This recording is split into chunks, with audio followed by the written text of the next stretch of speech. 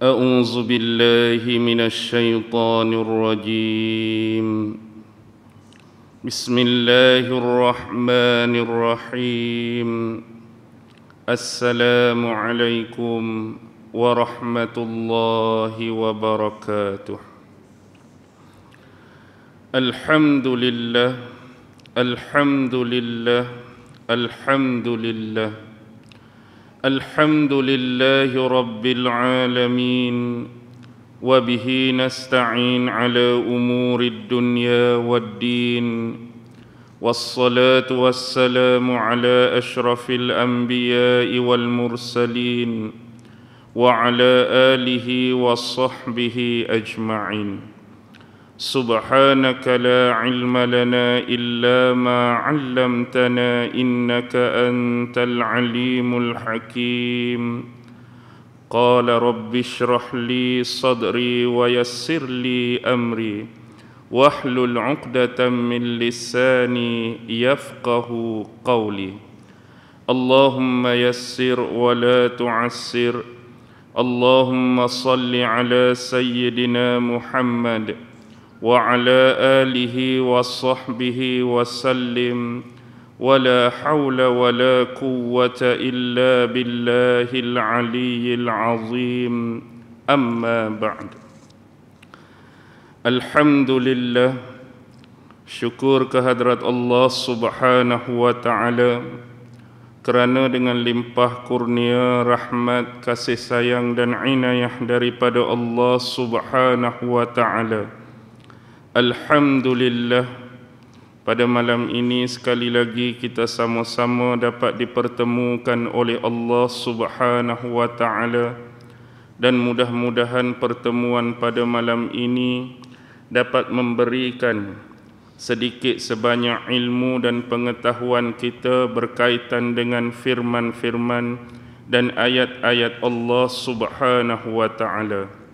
Dan insya-Allah pada malam ini kita akan sama-sama membaca dan mempelajari serta mentadabbur daripada surah yang ke-28, iaitu surah Al-Qasas, merujuk ayat 71, ayat 72 dan ayat 73, yang mana Allah subhanahu wa ta'ala berfirman, أعوذ بالله من الشيطان الرجيم قل أرأيتم إن جعل الله عليكم الليل سرمدا إلى يوم القيامة من إله غير الله يأتيكم بضياء أفلا تسمعون قل أرأيتم إن جعل الله عليكم النهار سرمدا إلى يوم القيامة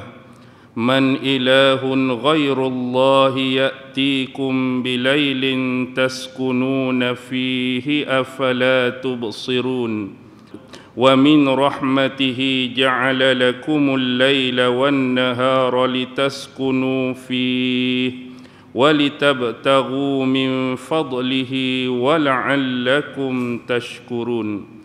Surah Al-Qasas ayat 71, 72 dan 73. Sebagai muqaddimah ataupun permulaan pada malam ini, ketiga-tiga ayat yang baru saya bacakan sebentar tadi adalah merujuk di antara tanda-tanda kekuasaan Allah subhanahu wa ta'ala serta kehendak ataupun iradah Allah subhanahu wa ta'ala sesuai sebagaimana yang telah ditetapkan oleh Allah subhanahu wa ta'ala. Sebagai contoh, Allah subhanahu wa ta'ala sebagai pencipta bagi sekalian makhluk. Bukan sahaja kita sebagai manusia ni makhluk Allah, bahkan sekalian makhluk Allah yang lain, termasuklah tumbuh-tumbuhan, pokok-pokok, sungai, laut, paya, bakau, langit, bumi, bintang, bulan, matahari dan seluruh alam semesta ini juga adalah makhluk-makhluk yang dijadikan. diciptakan oleh Allah Subhanahu wa ta'ala. Jadi itu adalah merupakan ayah. Apa dia ayah? Bukti-bukti tanda penciptaan dan bukti-bukti tanda kebesaran Allah Subhanahu wa ta'ala. Kita sebagai manusia, Allah mengurniakan akal fikiran untuk manusia ini berfikir, tafakkur, untuk manusia ini merenung, mengambil ibrah, mengambil pelajaran daripada sekian banyaknya ciptaan-ciptaan Allah yang mampu kita lihat di alam semesta. Antara yang dibincangkan dalam ayat malam ini ialah tentang perselisihan ataupun pergantian siang dan malam. Ini juga adalah merupakan tanda ataupun ayat kebesaran Allah bagi manusia yang mahu berfikir. Baik, ada dua benda. Antara kegunaan yang Allah jadikan manusia ini ada akal, yang Allah jadikan manusia ini ada fikiran untuk dikaitkan dengan makhluk-makhluk ciptaannya, ialah yang pertama, paling besar untuk mengembalikan ataupun memalingkan manusia ini kembali kepada Allah Subhanahu wa ta'ala. Allah buat macam-macam yang kita boleh tengok. Allah buat macam-macam yang kita boleh lihat. Allah buat macam-macam yang kita boleh kaji, kita boleh renung, kita boleh fikir. Untuk apa?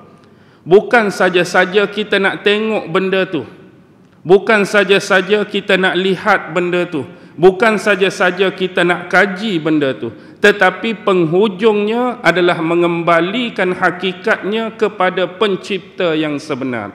Siapa? Allah Subhanahu wa ta'ala. Baik, tu yang pertama. Yang kedua, akal yang Allah bagi, akal yang Allah kurniakan pada kita ini untuk mengambil pelajaran, ataupun bahasa yang lebih indah ialah mengambil hikmah di sebalik kejadian-kejadian tersebut. Dan Allah telah menyatakan di dalam ayat yang lain di dalam Al-Quran, setiap makhluk yang Allah jadikan, seluruh ciptaan ini tidaklah sia-sia. Allah buat ni maksudnya bukan saja-saja.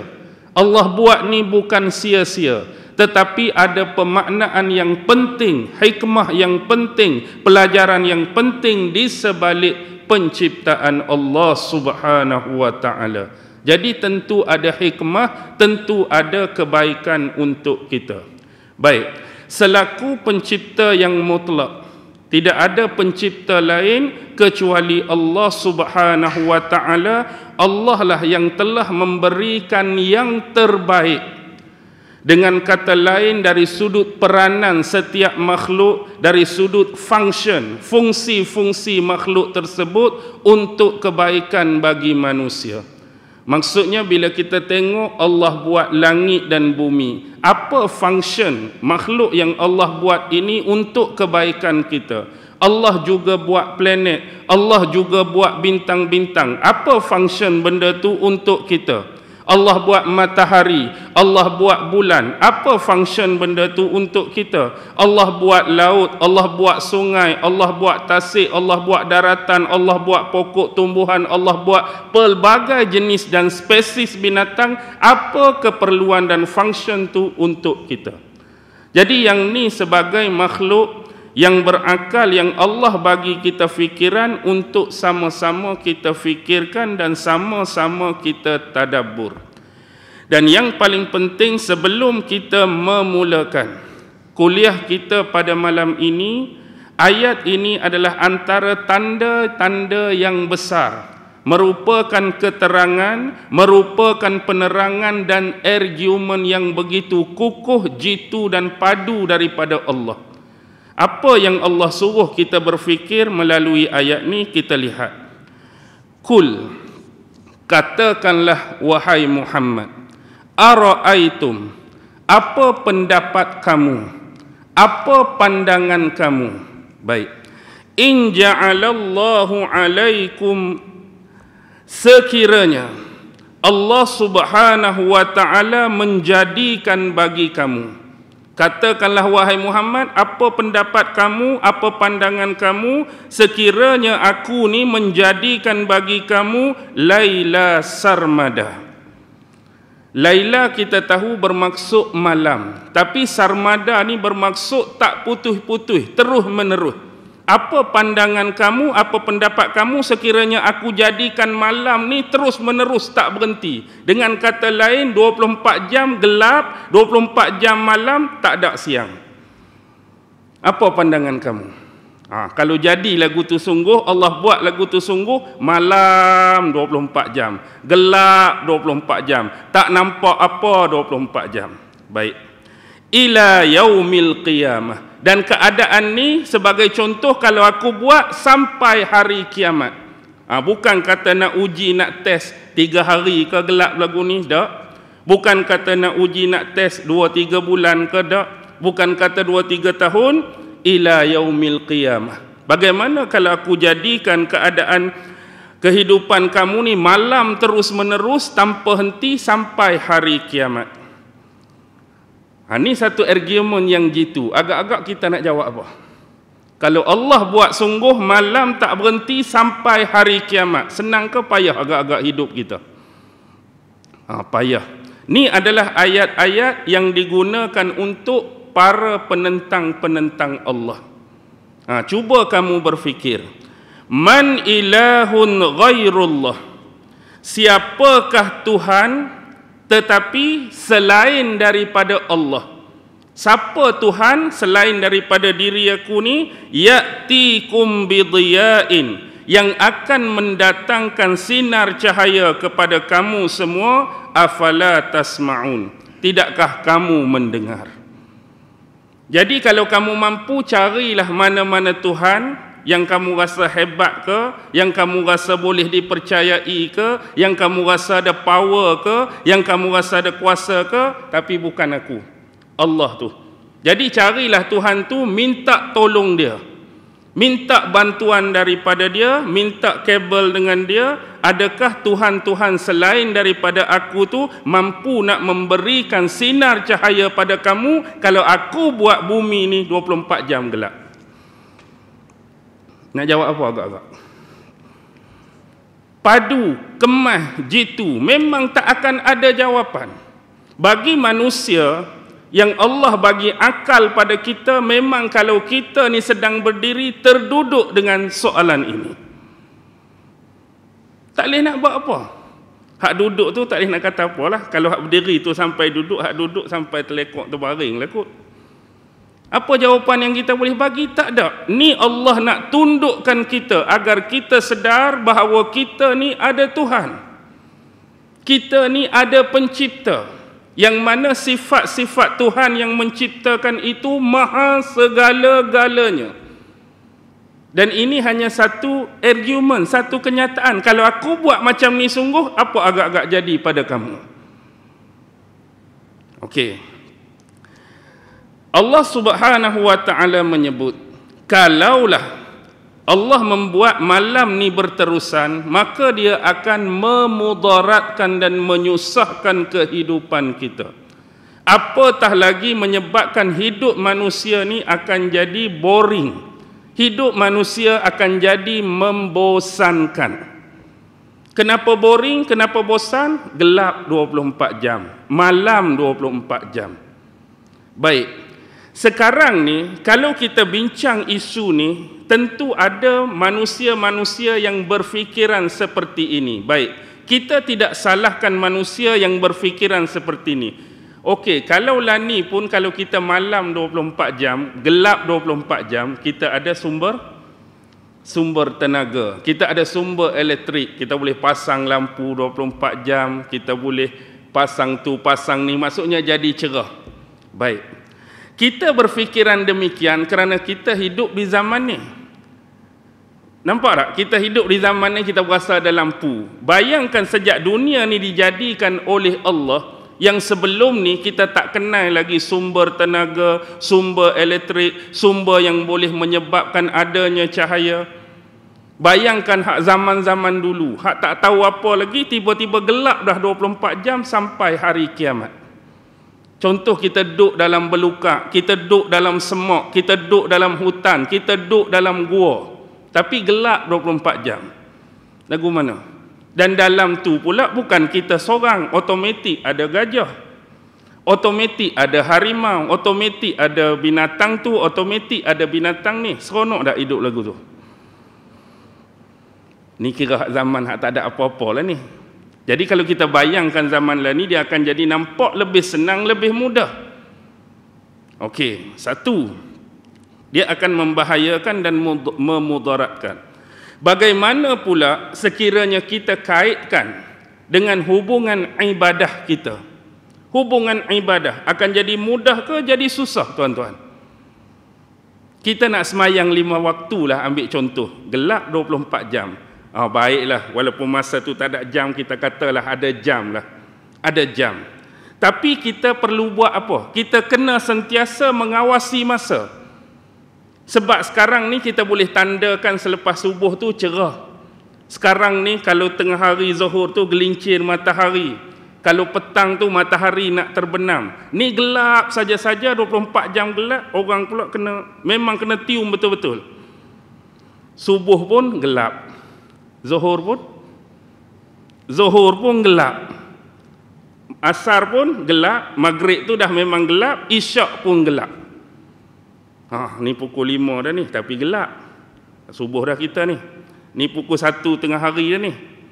Zuhur dah kita ni, tapi zuhur pun zuhur lagu ni lah. Zuhur duduk dalam gelap. Baik. Dia menyusahkan ke memudahkan? Menyusahkan untuk kita jaga waktu. Lepas tu bila confirm 24 jam sebagai contoh, tak ada siang, maka akan ada dah istilah tengah hari ataupun petang. Kalau memang kita hidup malam 24 jam, akan ada tak 12 tengah hari, akan ada tak istilah macam tu? Akan ada tak pukul 4 petang? Akan ada tak? Tak ada lah, dah malam semua. Jadi Tok Imam, kita nak semayang sunat Hari Raya Aidilfitri hari ni pukul 8 malam hak pertama ke 8 malam hak kedua? Dah bila tak ada istilah siang tu, 8 malam hak pertama tu macam contoh 8 pagi lah. Tapi dah sebab tak ada siang, tak ada istilah pagi tu, 8 malam hak pertama ke 8 malam hak kedua? Dan mungkin masa tu tak dikira macam tu dah. Dikira kalau sebut 8 tu hak pertama, lepas tu dia kira lepas pukul 12 tu pakai pukul 13, pukul 14, pukul 15, pukul 24, lepas tu balik pukul 1. Maksudnya dari sudut masa beribadah pun susah, dari sudut kita nak jaga, nak kawal pun memang susah. Ibadah korban. Senang ke tak nak korban dalam gelap? Tak bayangkan duk gelap ni, nak berkorban dalam gelap. Nak pergi semayang raya, nak naik motor dalam gelap, nak naik kereta dalam gelap, segalanya gelap. Okey, tu kita boleh bayangkan kesusahan-kesusahan dan kemudaratan serta bahaya bagi manusia sekiranya Allah menjadikan malam ini berterusan sampai hari kiamat. Manakala ayat seterusnya hampir sama. Qul, katakanlah wahai Muhammad, ara'aitum, apa pandangan kamu, apa pendapat kamu, in ja'alallahu alaikum, sekiranya Allah menjadikan bagi kamu an-nahara sarmada. Allah tukar pula. Bagaimana pula kalau Allah jadikan bagi kamu siang terus menerus, siang tak berhenti, malam pula tak ada. Satu perbandingan lain. Tadi kalau malam straight, ni kalau siang straight, tak ada malam. Ila yaumil qiyamah, sama juga. Kalau aku jadikan siang tu sampai hari kiamat, lagu tu 24 jam cerah, 24 jam tak ada gelap, 24 jam tak ada malam. Man ilahun ghairullah, siapakah Tuhan selain daripada Allah, ya'tikum bilailin taskunu fi, yang akan mendatangkan kepada kamu malam yang kamu dapat beristirahat padanya. Afala tubsirun, tidakkah kamu memerhatikan? Kita tukar pula plot tadi, kita twist. Siang pula tak ada malam. Senang ke susah? Senang ke susah? Siang tu nampak ni sikit tak pada gelap. Nampak ni sikit. Tapi tak ada gelap ni nak tidur masa mana agak-agak? Selalu kita tidur malam. Ni tak ada malam. Tak ada malam pula, istilah pula tak ada lah, akan ada, tak ada lah istilah malam, dah siang kan. Hang tidur berapa semalam? Nak cakap pukul apa? Nak cakap pukul apa? Cerah sepanjang masa. Mungkin subuh pun kehilangan function, tengah hari pun kehilangan function, petang pun kehilangan function. Sama saja. Nak sebut aku semalam tidur pukul 2 pagi ke, 2 tengah hari ke, 2 petang. Mana Mat? Nak sebut mana? Jadi seolah-olah fungsi tu tak akan jadi ada, jadi hilang. Tak tahu nak sebut apalah mungkin. Tak tahulah bila kalau jadi betul itu mungkin adalah istilah dia kalau jadi lagu tu. Tapi nak cakap menyusahkan. Sebab malam ni Allah jadikan untuk manusia beristirahat, melepaskan penat, melepaskan lelah setelah seharian bekerja ataupun melakukan apa-apa aktiviti. Tak ada malam ni tak seronok juga. Tak ada malam ni dia jadi boring juga. Okey. Baik, sekali lagi Allah cabar, siapa Tuhan kalau jadi lagu tu selain daripada aku Allah yang boleh jadikan malam bagi kamu. Kalau aku buat siang straight. Siapa? Sekali lagi, hak terduduk tadi terbangun pula tak? Tadi terkejut daripada bangun terduduk ni, mari pula soalan ni, terbangun balik. Tak boleh nak buat apa. Memang tak boleh bagi jawapan. Tak ada dah Tuhan lain. Tapi kali ini Allah sebut di belakang tu, afala tubsirun, tidakkah kamu memerhatikan benda-benda ini? Jadi ini adalah 2 ayat sebagai panduan bagi kita untuk berfikir dan mengembalikan pengabdian secara mutlak dan total hanya kepada siapa? Hanya kepada Allah, bukan Tuhan selain darinya. Dan kalau benar-benar Allah melakukan demikian, yakinlah kamu, percayalah kamu, tidak ada suatu kuasa lain selain daripada Allah yang mampu mengubah hal tersebut. Kalau jadi sungguh lagu tu, tak ada Tuhan lain, tak ada kuasa lain yang boleh ubah hal demikian.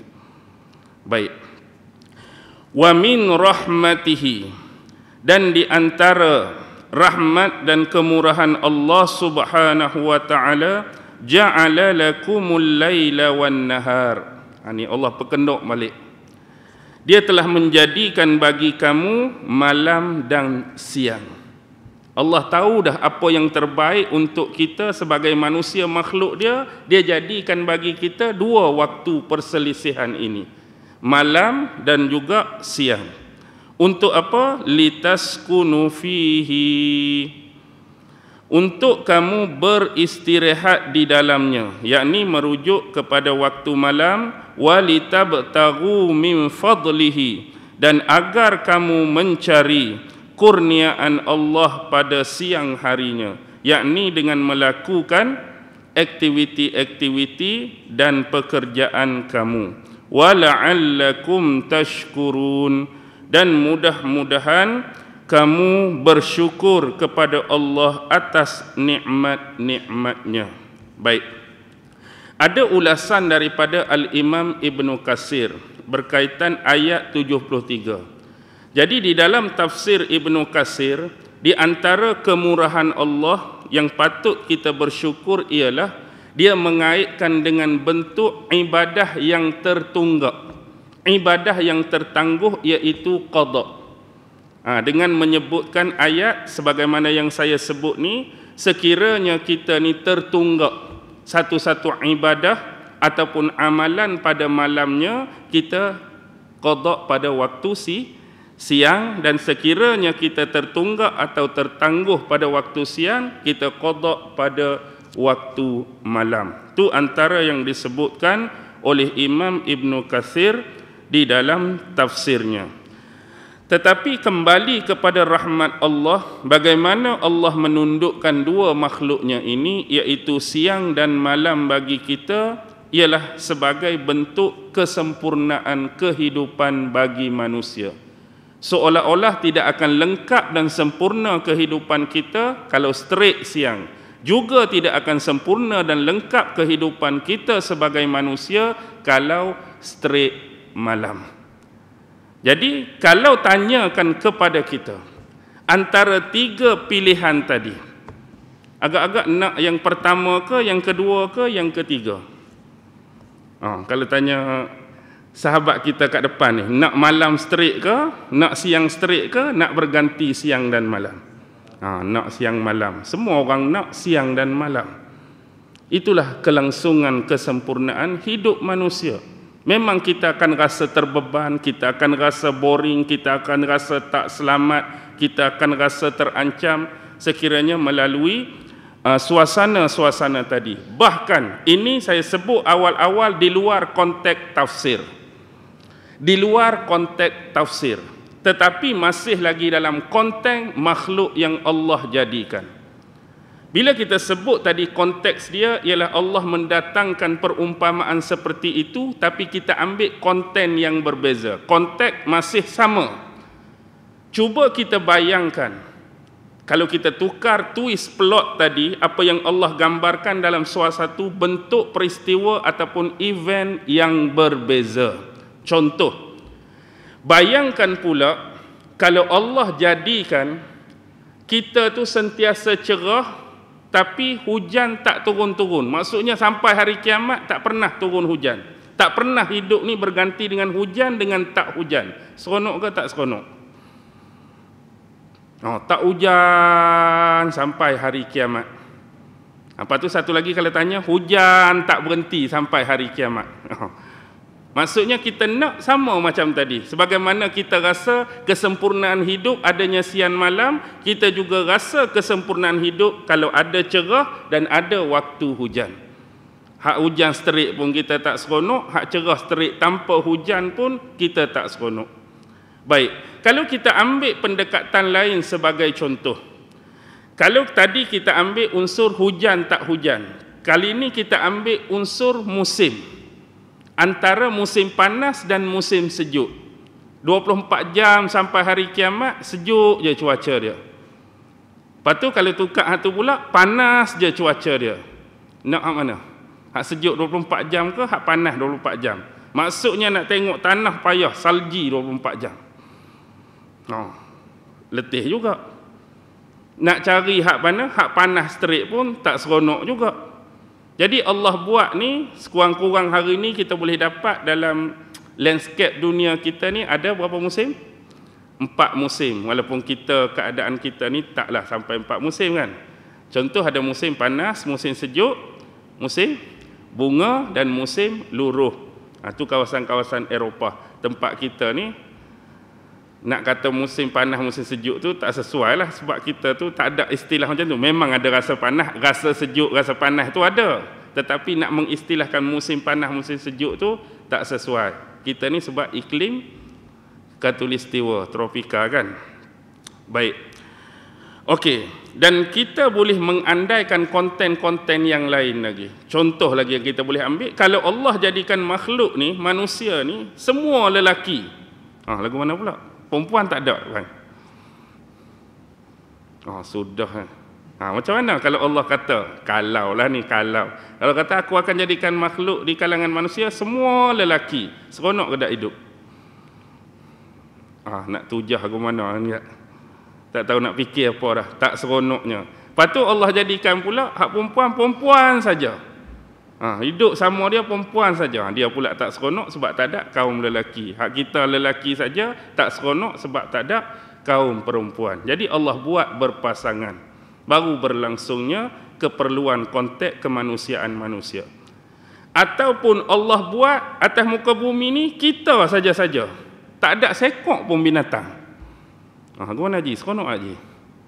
Seronok dah. Kita ni ada lelaki, kita ada perempuan. Seronok dah. Tapi semut pun tak ada, lipas pun tak ada, tikus pun tak ada, gajah pun tak ada, kuda pun tak ada, lembu pun tak ada.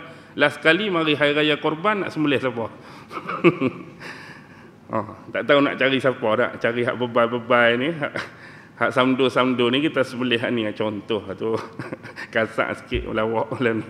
tak apa nak abad tu. Jadi nak ibadah tu akan jadi tertangguh, terhenti tak? Hak menggunakan binatang tu lah. Jadi kalau orang dulu guna kuda boleh pergi sana sini, guna gajah boleh tarik barang tu. Jadi bila tak ada binatang ni kita kena buat semua. Nak naik binatang tak boleh dah, kena jalan kaki. Nak suruh gajah tarik balak, gajah tarik barang pun tak boleh, kita kena buat dan pikul sendiri seolah-olah.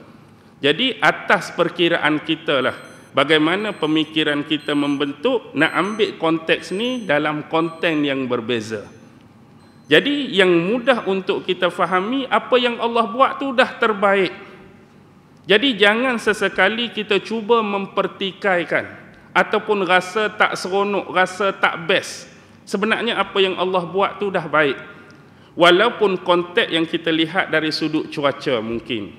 Ada musim-musim tertentu kita ni memanglah bukan kata hujan sampai hari kiamat, bukan kata hujan sepanjang tahun, tapi ada musim yang kita panggil musim tengkujuh. Mungkinlah sebulan hujan, bukan kata tak berhenti, tapi banyak kita kata taburan hujan pada musim tu.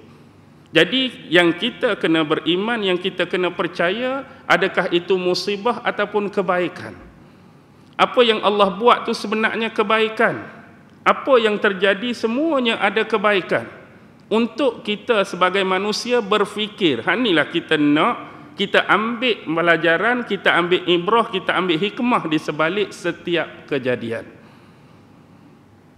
Jangan kita fikir sekadar malapetaka, jangan fikir sekadar musibah, jangan fikir sekadar bala, tetapi hikmah di sebalik kejadian tu, apa kepentingan untuk kita makin mendekatkan diri kepada Allah Subhanahu wa taala. Lebih-lebih lagi, kalau kita kembalikan kepada ayat-ayat sebelumnya, banyak Allah ceritakan di dalam surah Al-Qasas ini adalah tentang kisah para nabi dan golongan penentang Allah. Nabi tu dengan kaum dia, nabi ni dengan kaum dia, rasul tu dengan kaum dia, rasul ni dengan kaum dia. Dan dah menjadi semacam sunnatullah. Bila seseorang nabi, seseorang rasul ini diutuskan kepada kaum masing-masing, maka yang mudah kita dapat informasi menerusi ayat Quran akan pecah kepada dua golongan. Satu yang menerima dakwah nabi dan rasul tersebut, satu lagi yang menentang dan menolak. Ini adalah kebiasaan. Hatta sampai kepada nabi yang terakhir pun, rasul yang terakhir pun, Nabi Muhammad sallallahu alaihi wasallam, Allah sesekali tidak pernah memudahkan hal tersebut. Bukan kata ni sebab nabi yang mula-mula akan ada penentang, akan ada penyokong. Ni sebab nabi yang pertengahan akan ada penentang, akan ada penyokong. Ni sebab nabi yang terakhir, nabi last dah. Jadi kita bagilah keistimewaan pada dia. Dia cakap je, semua orang dengar. Dia cakap je, semua orang ikut. Dia cakap je, tak ada orang lawan. Allah tidak memudahkan demikian. Sifir dia tetap sama. Nabi Muhammad juga dibebani dengan perkara-perkara seperti tadi, adanya penentang-penentang dakwah dan perutusan setiap para nabi dan rasul. Jadi di sini memaknakan kepada kita apa? Memaknakan kepada kita apa? Hubungan kaitan dakwah para nabi dan rasul dengan argumen-argumen ataupun kenyataan daripada Allah ini sebenarnya saling berkait rapat. Saling berkait rapat, ada chain, ada connection. Baik. Yang nak bagi kita mudah faham, satu benda saja. Satu benda saja. Bila kita tengok dua golongan, penyokong para nabi, penyokong para rasul dengan penentang para nabi dan penentang para rasul. Di setiap akhir kebiasaan kisah setiap nabi dan rasul, Allah dah tunjuk sesuatu untuk manusia berfikir. Apa kesudahan pengakhiran mereka? Jadi bila mari nabi, bila mari rasul, apa kesudahan dan pengakhiran yang menyokong nabi dan rasul, dan apa kesudahan dan pengakhiran yang menentang nabi dan rasul? Allah cerita dalam Quran. Okey, apa kesudahan mereka yang menentang Nabi Nuh? Quran cerita apa? Mari banjir besar, hanyut, lemas, tenggelam di bawah arus. Mari pula kaum Nabi Hud. Apa kesudahan golongan yang menentang Nabi Hud? Allah buat apa? Kilat, pekikkan guruh daripada langit. Mari pula Nabi Saleh. Apa kesudahan yang menentang Nabi Saleh? Gempa bumi. Habis meninggal, habis mati. Apakah kesudahan yang menentang Nabi Ibrahim? Apa jadi kepada Namrud dan tentera-tentera dia? Namrud mati ke mana? Makhluk Allah yang kecil saja kan? Nyamuk saja, petunjuk. Bagaimana kesudahan dengan kaum Nabi Lut?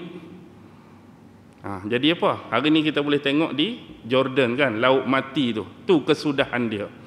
Jadi ni nak suruh kita berfikir. Bila baca sirah dan kisah Nabi-Nabi ni, inilah balasan. Orang yang menyokong, inilah balasan orang yang menentang.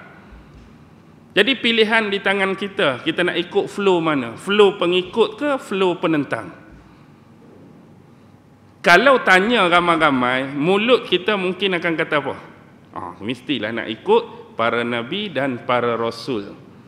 Tetapi hakikatnya banyak yang berlaku yang kita boleh tengok adanya perlawanan, adanya kontradiktif antara mulut dengan tingkah laku dan perbuatan kita. Ambil contoh yang mudah. Nak ikut Nabi ke nak lawan Nabi? Ikut Nabi. Tapi dalam masa yang sama hari-hari tak semayang juga. Boleh faham tak maksud saya tu? Kalau tanya mulut nak jawab ni, nak ikut Nabi ke nak lawan Nabi? Nak ikut Nabi. Kata mulut nak ikut Nabi. Yang hang hari-hari tak semayang tu ikut Nabi ke lawan Nabi?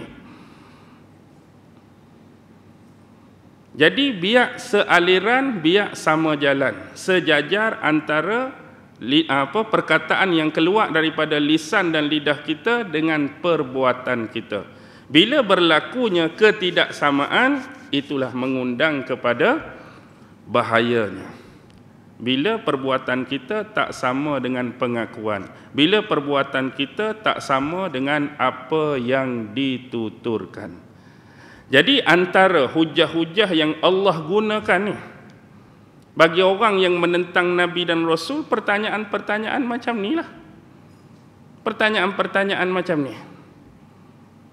Kalau aku buat macam ni, jadi lagu ni. Kalau aku buat macam ni, jadi lagu ni. Pasal apa lagi kamu nak menentang aku dan menentang utusan aku? Bahkan kalau kita tengok bab penentangan ni, ada sebahagian sampai mereka menolak seolah-olah utusan atau Nabi atau Rasul yang datang daripada kalangan mereka sendiri. Contoh apa? Kalau bolehlah, kalau Allah nak jadikan bagi kami seorang Nabi, bagi kami seorang Rasul, kami tak mau daripada kalangan kami. Maksudnya dia tak mau daripada kaum dia sendiri. Kalau kita hari ni, orang kampung dia juga tak mau. Lekeh bagi dia. Kalau boleh nak datang daripada mana? Datang daripada luar. Mereka tak kenal lagi. Sebab orang kampung sendiri ni dah kenal Allah. Aku kenal dari kecil lagi sampai ni, tiba-tiba mari tu menerima wahyu mengaku Nabi pula. Nak dakwah orang kampung kita. Biasalah. Skeptik macam tu kan. Kalau boleh Nabi tu bukan orang kita tapi orang lain. Isu dia, alasan tersebut, kalau Allah datangkan daripada tempat lain tu, hang nak beriman ke? Hang lawan juga. Hang beriman ke hang lawan? Okey, kita ambil contoh. Nabi Muhammad memang dia duduk Mekah. Dia dakwah pun orang Mekah. Macam Nabi Yunus. Nabi Yunus bukan tempat dia berdakwah. Dia berasal daripada tempat lain dan Allah perintahkan dia berdakwah di tempat lain. Tapi adakah dakwah Nabi Yunus diterima? Diterima tak dakwah Nabi Yunus? Kalaulah dakwah Nabi Yunus diterima, taklah sampai Nabi Yunus ni seolah-olah kita istilahkan merajuk sampai pi naik kapal, kemudian masuk dalam laut, dimakan oleh dimakan pula silap, ditelan. Dimakan tu kunyah dah kan, ditelan oleh ikan nun. Lepas tu baru dia kembali semula, barulah adanya penerimaan. Setelah dia tinggalkan tu, nampak tanda-tanda bagi mereka. Rupa-rupanya hak Yunus dakwah dulu, hak Yunus bagi tahu dulu, hak Yunus ceramah dulu, hak Yunus cerita pada kita dulu, dah ada tanda-tanda dia yang menunjukkan dia tu orang yang benar pada perkataan dia dan dia benar utusan dan Nabi Allah. Lalu mereka mengharapkan kembalinya kepulangan Nabi Yunus bersama kaum mereka. Dia tempat lain, tapi nak habaknya orang tak terima juga. Bahkan lebih jauh ayat Al-Quran cerita kalau boleh malaikat. Tak mau orang macam ni. Bagi dia, aku pun orang dah. Mari Nabi orang juga, payah nak terima. Dia suruh apa? Nabi tu ada dah, orang. Tapi sekali dengan Nabi tu sentiasa ada malaikat. Maksudnya, kalau Nabi tu berbicara, dia boleh tanya malaikat tu. Betul tak Allah suruh habaq lagu ni?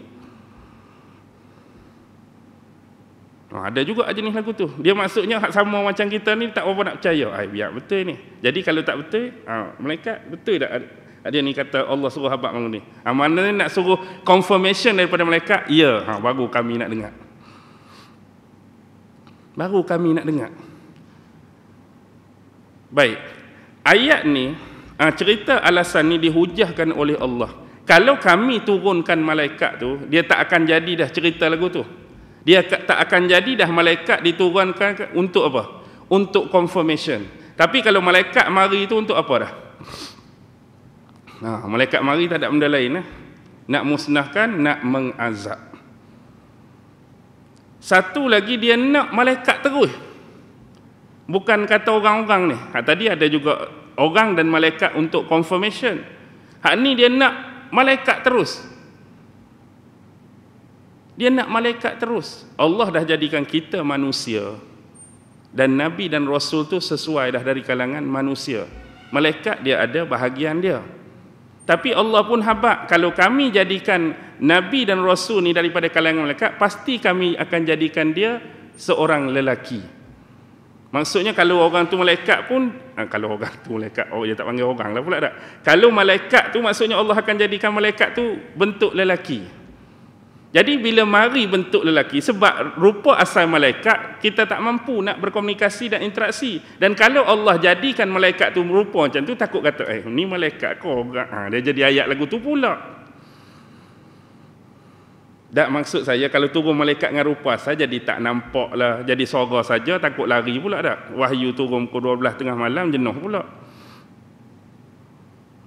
Kita pula lalu kawasan hak menggerungkan sikit kubur. Aku inilah Rasul kamu. Mana pula sorang saja. Tepi kubur pula, tepi rumpun perdu buluh hak besar pula. Sesungguhnya ingin menyampaikan wahyu yang baru diturunkan daripada Allah. Baca ayat sekian-sekian. Agak-agak duduk situ dengar wahyu kan. Wahyu tak tahu ke mana, dia tak tahu ke mana. Lepas tu Allah kata, pasti kami akan jadikan dia tu dan rupa bentuk lelaki. Takut mari pula rupa bentuk lelaki, jadi macam tadi pula.